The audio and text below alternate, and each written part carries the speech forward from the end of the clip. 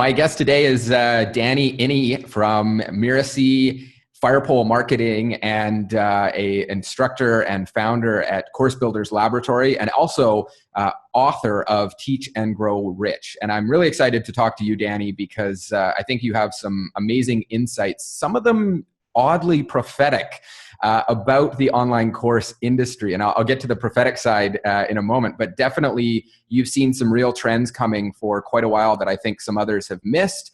Some have seen coming, but you've actually acted on it and done some great things with it. So really interested to dive in and see what you're seeing now for the future, and learn a little bit more about some of the things you put in your book, Teach and Grow Rich, which if you haven't read it, definitely recommend you check it out. It's even for someone like myself who's been creating online courses for 10 years, I found it very insightful and definitely pulled a lot of stuff out of it. I'm going to be reading it a second time, I'm sure, and reviewing my notes and putting some of those things into action that you recommend in that, and definitely recommending it to a lot of our clients. So thank you for creating it, and excited to kind of find out a bit more about your thoughts on it. Greg, thank you very much for having me. I'm honored. I'm excited to be here, and well, it's video. You can see I'm blushing a little bit. Yeah, where do you want us to start? Where do we dive in? Well, so I mean, the prophetic side I find interesting is just as part of one of the trends that you have been calling for a while and seen for a while is this reduction in pricing in information products. And for those of you who haven't read the book yet, Danny's kind of clarified the difference between the information products and education products, education having a component of support and some personal support and coaching, whereas information just firing information at you in the forms of, say, videos and PDFs. And you kind of called for this downturn or saw coming this downturn in the prices, and just really recent events, like as recent as last week, Udemy has capped their prices now at $50 max for their courses, because their courses are really information products, and you even referred to that. So interesting that you saw that coming, and I think it holds a lot of weight for some of the other trends that you see happening too. I appreciate that. Yeah, I saw that and I was like, well, there you go. Yeah. Yeah, definitely interesting. So I'm curious, do you think, and I want to get into the education side and focus on that, but do you think there's still space for information products out there? Is that something people should be continuing to doing if you're just getting started in it, or should we just go all out education?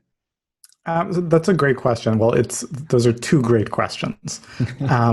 And the answer is yes, there's always going to be a market for information. Yeah. Right. Books are lots of people are buying books. Amazon's, basically like a mint because people buy so many books, and that's all good. Books are information products, right? There's always going to be a market for information, and that's fine. People just aren't going to pay premium prices for information, right? So if you're selling information, you've got to be able to sell a lot of it for it to add up to interesting amounts of money. As for whether people should be selling information or should be selling education, it depends on the subject matter. It depends on the transformation you want to create, right? If you want to be Jim Collins and you want to inspire a world of managers to better imagine what their businesses can be, then that's great. Write and sell books, and tons of people will read them, and most people will do nothing with them, and some of them will implement some ideas, and a few of them will hire you to consult and pay you like $1 gazillion.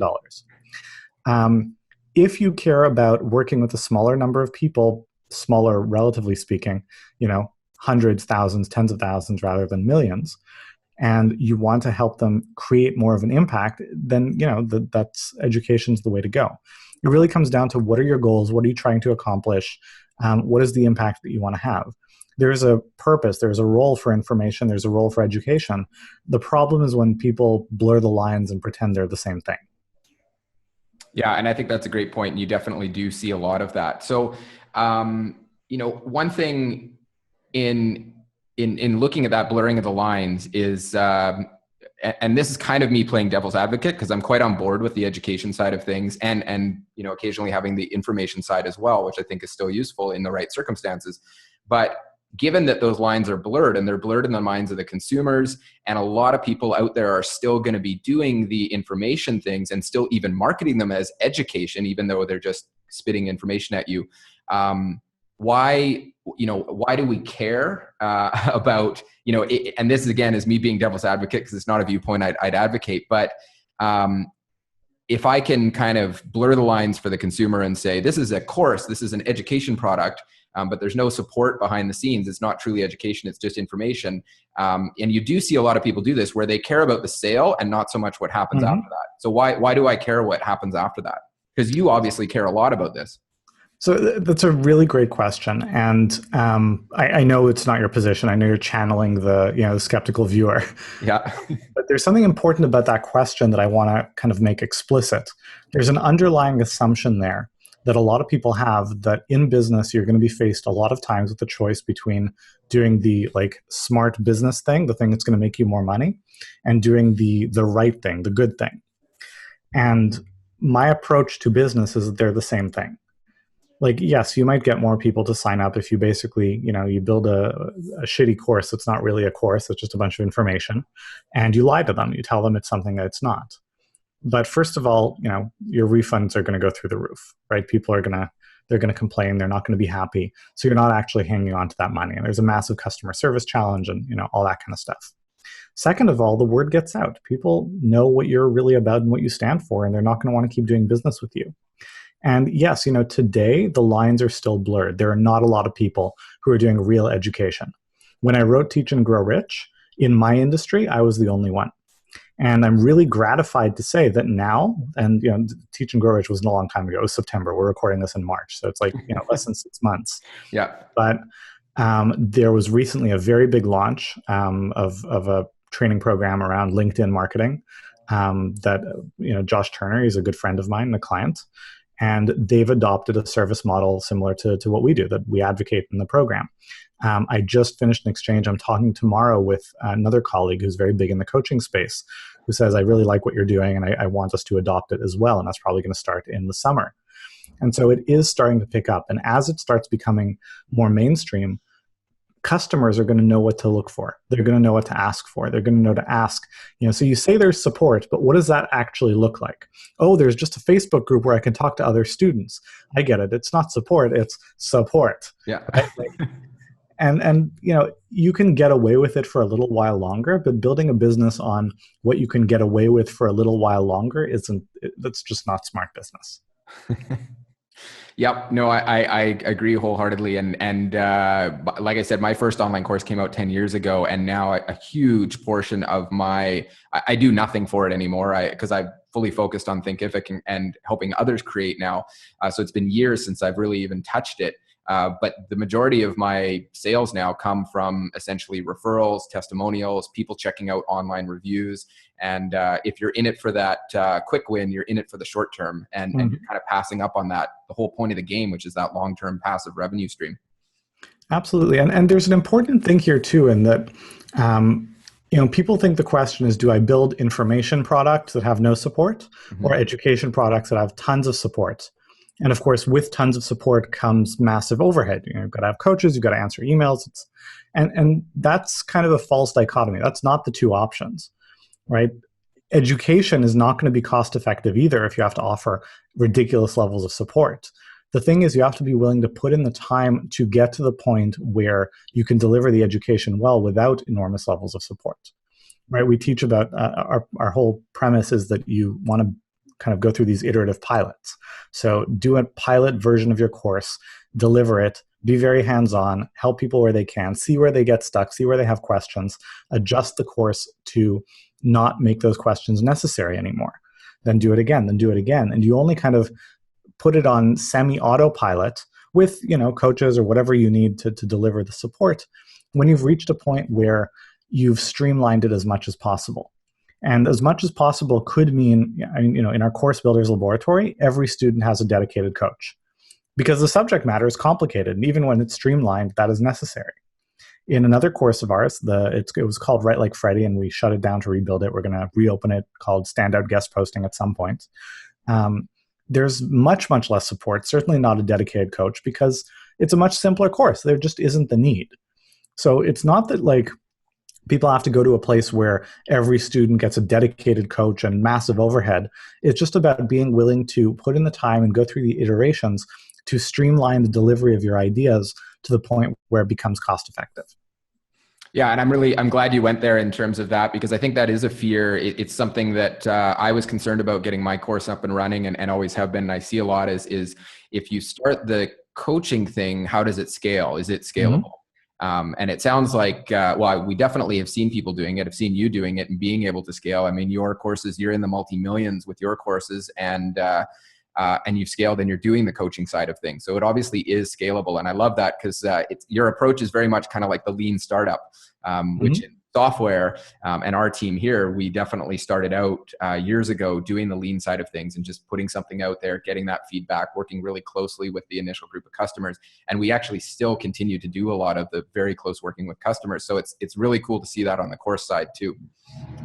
And you want to keep in mind, people talk about scalability, and they think about scalability with courses as if it's an app, right? Yeah. How do I scale to 1 million customers without any additional human interaction? It's like, that's one model of scalability, but there are many models, right? Zappos is operating at enormous scale, and you know what? They have a huge human touch element. So scalability doesn't mean no human interaction. It means scalable in a way that's cost effective through every kind of level of scale. Yeah. Yeah. And I mean, you kind of talked a little bit about it's a bit different with every course, but at scale, do you work towards a certain ratio, courses to, or coaches to students? Do you get to the point where you can, I mean, I guess it really, like you said, it kind of depends on the course, but is there a gold standard you're shooting for in terms of the ratios? Totally depends on the subject matter. And the subject matter and the value created is going to dictate what a fair price is, and Right. how much work goes into it as well. Yeah. But ultimately, you've got to always strike a balance between two opposing factors. One is you want to make sure every student has all the support that they need in order to succeed. And that's on balance, that usually means less students per coach rather than more. And on the flip side of that, you need to make sure that you're making money, that you're profitable, and that on balance means more students per coach rather than less. So of course you've got to find the middle ground where you're profitable and students are getting all the support that they need. And if you don't go through that lean startup iterative process, you're probably not going to get there. Like, it's very hard to make those numbers work Yeah. without a course that is optimized and streamlined. Yeah. Okay. And there's actually one kind of to go a little further into that I'm curious about is on the coaching side. Do you find it's better to do coaching that is small touch point? Like if you have a certain amount of time you can dedicate of coaching resources within a course, would you push more towards a small amount of one-on-one time and back and forth, and maybe even emailing and some short calls, or putting people into a small group or a bigger group where the coach has some time with the larger group? I've done some where I even within the same software that we're meeting right now, where I bring in, 10 or 12 people together, and the response from the participants has been amazing. But I've always felt like it's a bit more of me talking, and then you hear from a little bit from each person, you answer their questions, but each individual person is not sharing or talking that much because there's only so much time within your hour or 2 hour coaching session. But it does seem that they're able to gain a lot of stuff from each other. So do you have a tendency that you lean towards between the group sessions or the smaller one-on-one time, given a limited coaching time? That's a really great question. It's a really hard one to answer because it will depend very much on the subject matter. It'll depend, some subjects are just really sensitive, right? If you're coaching someone on how to deal with something very sensitive in their relationship, maybe they don't want to talk about that in front of 10 other people. True. Right. So there's the subject matter and how sensitive it is and how individualized the questions are going to be. And then there's also the style of the coach. So in the Course Builders Lab, I'll tell you what we do.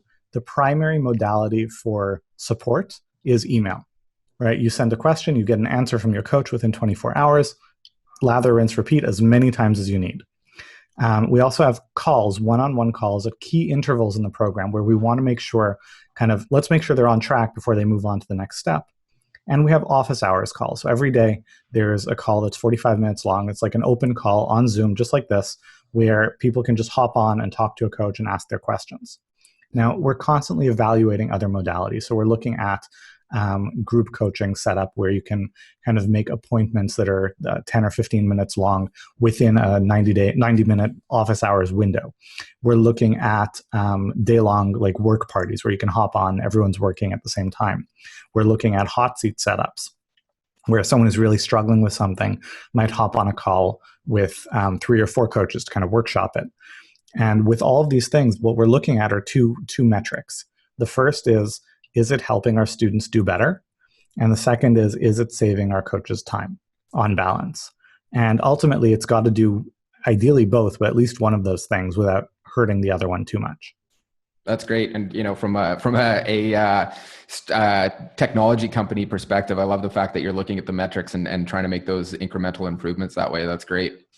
All right. I'm paying attention while you speak. So I'm going to look down quickly, take a look at my notes here. And, okay. So actually this was something interesting. And I know you've talked a little bit about the pilot project, but can you kind of give people a little bit of an overview of, and I know this is in your book in more depth, but the overview of how you go about the approach with the pilot project. And in particular, what I'm interested in is how you kind of manage student expectations through that pilot project. So you're doing a pilot course, you're getting something out faster. And so much of us will obsess over the perfect course and spend months in, as you've called it, the bat cave, right? Getting that ready, but you want to get something out quickly. But how do you manage the student expectations of, hey, you're in a pilot, it's not done yet, it's, we're still growing it? So this is a radical idea, but what you do is you tell your customers the truth. That's great. You just want to be upfront and say, look, this is not a finished, polished course. This is a pilot.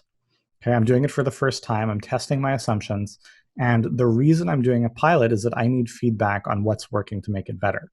So ultimately, it's going to cost whatever, 50, 100, 1,000, $1 million, doesn't matter what the number is.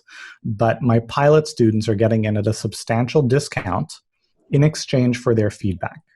And that's important. You're not getting it at a discount because it sucks right now. You're getting it at a discount because the value's still there, but I need feedback. So you're paying in part with your cash and in part with your feedback, right? That's the deal. And when people know that that's the case, they're very happy and excited to be basically co-creating this with you on a certain level. I talk in the book about the power of co-creation, why it's so important from a business standpoint. But they're also much more forgiving. They understand that it's not supposed to be permanent. They're not evaluating it from a lens of, how does this look compared to finished courses that I would expect it to look like, but rather, what is the potential here and how do I provide feedback that helps you to unlock that potential? Excellent. Yeah. And that concept of co-creation, I mean, we've done that even here with our software. And, one of the points you mentioned in the book that is so true is as people co-create things, they see that so much more value in it. And that, lends itself to taking your next course, recommending it to friends, rating it highly, all that. It's great. It's very cool to see that. And I love it's a good concept. Be honest with your customers. Tell them like, hey, it's a pilot. I want your feedback. That's good. And it's something I have to ask though, because I do see so many people just. Oh, it freaks people out. Yeah. Yeah.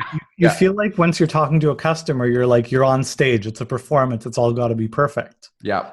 But, I'll share, this happened today in my student group, right? Someone posted to our student community. And they were sharing about their experience delivering their first training in their pilot. They had developed their pilot, sold it following our process. We got a whole bunch of people, so they're delivering their first lesson. And they're using Zoom, which is the exact platform we're recording on.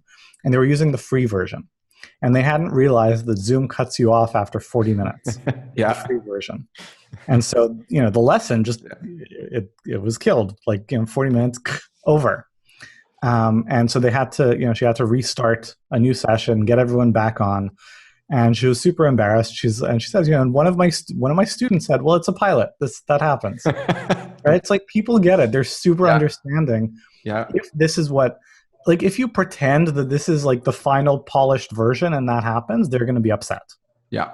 But if you're upfront about this is what it is, people are going to be fine with it. Yeah, no, that's great. And I think that, but even the feedback loop can continue well beyond your pilot as well. Mm-hmm. And if you start out that way, then it's something I think you don't even want to quit. I mean, even look at the, multi-billion-dollar companies like Slack, and they're built entirely on that co-creation feedback Mm-hmm. loop, and they continue to take that in and do it. And it's part of their exponential growth factor, I think. So it works for the big and the small and to scale exponentially. Absolutely. Don't worry, we're on a paid plan here, so we will be dropping okay, one more for you, and I think this is a big one, and that is really in its simplest form is, can anyone teach?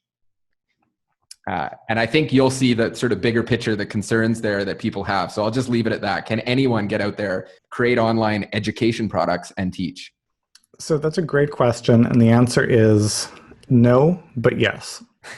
So No, anybody, not everybody can teach. You have to have something of value that is useful for other people to learn. And you have to be able to deliver it in some useful, meaningful way. And those are both skills, but the bar is a lot lower than people think, right? So in terms of having something that other people would benefit from learning, um, people think, well, I'm not an expert in my field. I don't have 7 PhDs. I haven't written 3 bestsellers. And that's fine. You don't need that. The illustration that I love is that to the second grader, the fourth grader is an expert. And that's not about pretending you know something you don't. That's about understanding the value of what you actually do know and the people to whom it is actually valuable, right? The second grader doesn't care if you're in the fourth grade or eighth grade or you have a PhD. They just care if you can help them with their multiplication tables or whatever it is that they're trying to do, right? Beyond a certain level, all that extra information and knowledge is irrelevant, and it actually it gets in the way, because the more you know, often the curse of knowledge means that you're going to have a lot harder of a time understanding the people you're trying to serve. Yeah, definitely. In terms of can anybody teach, teaching is definitely a skill. And there's an art to it, right? Some people are just brilliant, gifted teachers. Not everybody's going to be the best teacher in the world. Now, that's kind of like saying, can anybody write? Not everyone's going to be Malcolm Gladwell, but most people can learn to write much better than they currently do. And most people can learn to write well enough to be impactful. And teaching is the same way. You may not be the best teacher in the world, but you can learn to teach in a way that is helpful and impactful. And the keys to that are to really limit the scope of what you're trying to teach, which I talk about quite a lot in the book. And also, very importantly, going through that piloting process, because one of the things we forget is that teaching is a learned skill, right? And teaching a specific piece of content in a specific context is a learned skill. So can you get it right and kind of, it'll be a home run on your first attempt? Probably not. Can you get to a point where you can do a good job with it if you try several times and get feedback and improve each time? More than likely. Not everybody can, but most people can. Great. That's excellent. And I'm sure you see examples of this all the time, but even on the, you mentioned that, I'm not a bestseller and I don't have 3 books out, but the number of times I've seen people who are working a job that they're okay with, they've got some skill. One case, gentleman had a skill where coworkers just kept coming to him and saying like, hey, can you just show me how to do this? And it was, as you said, super narrow, super niche, just a little tool he was using at work. And eventually he put together a course, because mostly just to stop people from interrupting his workflow, and said, here, you guys can take my course. And that took off. He quit his job, moved to a nice beach, lives there with his wife and kid, and is full-time revenue teaching online. And no celebrity status, no massive mailing list, no huge influencer status. And I'm sure there's plenty of people who know more about him than this subject, but he went out and created that niche course and he didn't even focus on the whole tool. He picked a really specific aspect of using it that people kept asking about. So super narrow, super niche, and went and created a whole thing. No prior teaching experience. And it's totally taken off for him. So it's, I definitely think it's an opportunity, as you say, that maybe not everyone has the perfect skill set for it, but you can find those niche topics and then learn how to do it. Yeah, I mean, fundamentally, who as a child did not show their friend in school how to do something, right? Most of us, which is not to say you're the best teacher in the world, but it is to say that teaching, demonstrating, communicating are kind of innate to our realities as human beings. So whether you're the best in the world at it or not, it's not going to be a totally foreign thing. Yeah, definitely. Awesome. Well, I think that's super helpful. I know everyone in our audience will get a lot of value out of this. And if you are looking for more value or more insights on this, we really just touched on a lot of these topics. But if you check out Danny's book, Teach and Grow Rich, I definitely recommend it. Really good insights on things from piloting your course to some of the trends that are happening in this space and in our market, and how to really take advantage of them and make sure that years from now you're on top of the curve and taking advantage of that fat tail and participating in that. So definitely check out the book, Teach and Grow Rich. Thanks, Danny. I really appreciate your time. Your insights on this stuff are awesome, and looking forward to chatting more with you in the future. Greg, thank you very much for having me. Totally my pleasure. Look forward to doing it again. Awesome. Thanks. Hey guys, thanks for watching. I hope you enjoyed that. If you're looking for more information, check out the resources below. Leave a comment, ask a question. I'd be happy to answer them. You can also check out thinkific.com right here. Or if you'd like to subscribe for more information, subscribe here. Thanks again for watching, and we'll see you again soon.